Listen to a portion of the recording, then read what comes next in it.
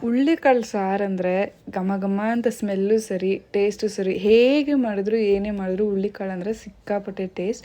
ಇದು ಹೆಲ್ತಿಗೆ ತುಂಬ ಒಳ್ಳೆಯದು. ವೆಯ್ಟ್ ಲಾಸ್ ಜರ್ನಿಯಲ್ಲೆಲ್ಲ ಸಿಕ್ಕಾಪಟ್ಟೆ ಹೆಲ್ಪ್ಫುಲ್ ಆಗುತ್ತೆ ಆ್ಯಂಡ್ ಸ್ಟ್ಯಾಮಿನಾ ಸಹ ಇನ್ಕ್ರೀಸ್ ಮಾಡುತ್ತೆ. ಇವತ್ತು ಪಕ್ಕ ಹಳ್ಳಿ ಕಡೆ ಮಾಡೋ ಥರ ಹುಳ್ಳಿಕಾಳು ಸಾರನ್ನ ಮನೇಲಿ ಮಾಡಿದೆ. ತಿನ್ನೋಕ್ಕೆ ತುಂಬ ಮಜವಾಗಿತ್ತು. ಕಂಪ್ಲೀಟಾಗಿ ಇವತ್ತಿನ ಲಂಚ್ ಎಂಜಾಯ್ ಮಾಡಿದ್ವಿ.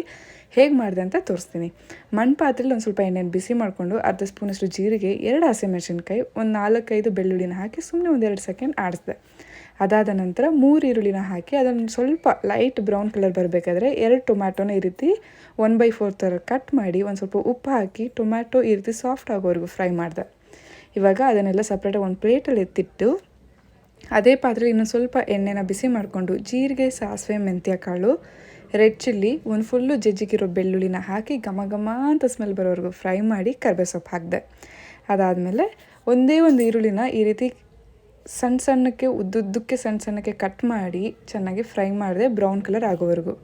ಇವಾಗ ರುಬ್ಕೊಳ್ಳಿಕ್ಕೆ ಆನಿಯನ್ ಟೊಮ್ಯಾಟೊ ಎಲ್ಲ ಏನು ಫ್ರೈ ಮಾಡಿದ್ವಲ್ಲ ಅದಕ್ಕೆ ಆಲ್ರೆಡಿ ಬೇಯಿಸಿಕ್ಕಿರೋ ಮೊಳಕೆ ಕಟ್ಟಿರೋ ಹುಳ್ಳಿಕಾಳು ಮೇಲೆ 1 ಸ್ಪೂನ್ ಖಾರದ ಪುಡಿ, 1/4 ಸ್ಪೂನ್ ಅರಿಶಿನ, 1 ಸ್ಪೂನ್ ಧನಿಯಾ ಪುಡಿ, 1 ಸ್ಪೂನ್ ಸಾಂಬಾರು ಪುಡಿನ ಹಾಕಿ ಒಂದು ಸ್ವಲ್ಪ ತರಿಯಾಗಿ ರುಬ್ಕೊಂಡೆ.